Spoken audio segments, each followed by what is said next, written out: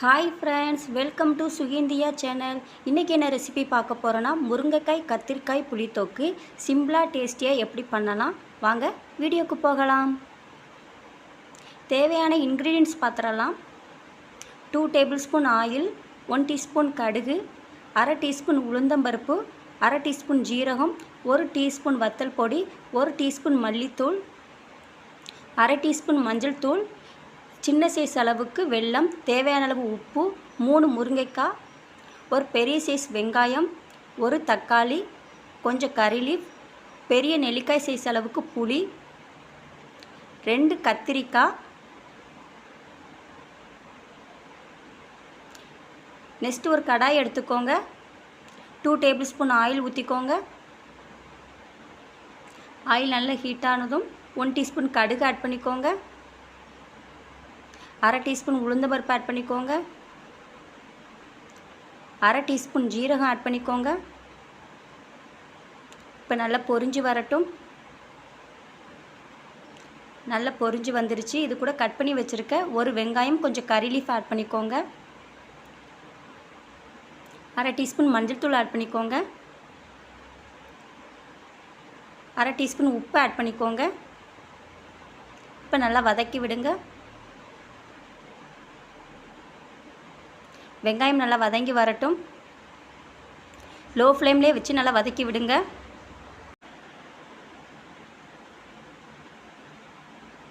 நல்லா வதங்கி வந்துருச்சு.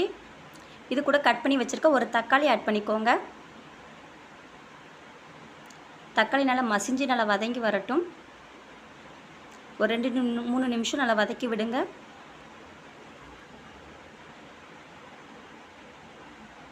நல்லா வதங்கி வந்துருச்சு. இது கூட 2 கத்திரிக்காய் ஆட் பண்ணிக்கோங்க. கட் பண்ணி வச்சுருக்க முருங்கைக்காவை ஆட் பண்ணிக்கோங்க. இப்போ நல்லா கலந்து விடுங்க. அந்த எண்ணெயிலே நல்லா வதங்கணும். ஒரு 2 நிமிஷம் நல்லா வதக்கி விடுங்க.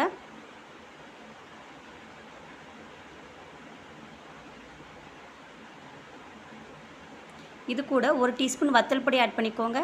1 டீஸ்பூன் மல்லித்தூள் ஆட் பண்ணிக்கோங்க. இப்போ நல்லா கலந்து விடுங்க.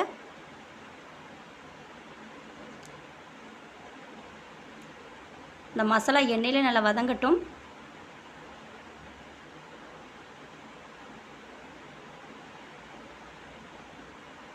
இது கூட கரைச்சி வச்சுருக்க புளித்தண்ணி ஆட் பண்ணிக்கோங்க.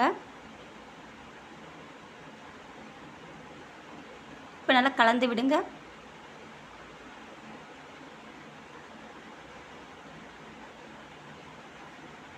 இந்த ஸ்டேஜில் நம்ம மூடி போட்டு வேக வச்சு எடுத்துக்கலாம்.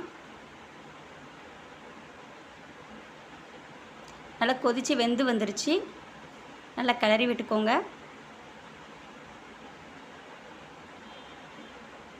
இது கூட ஒரு சின்ன சைஸ் அளவுக்கு வெல்லம் ஆட் பண்ணிக்கோங்க. நல்லா கலந்து விடுங்க.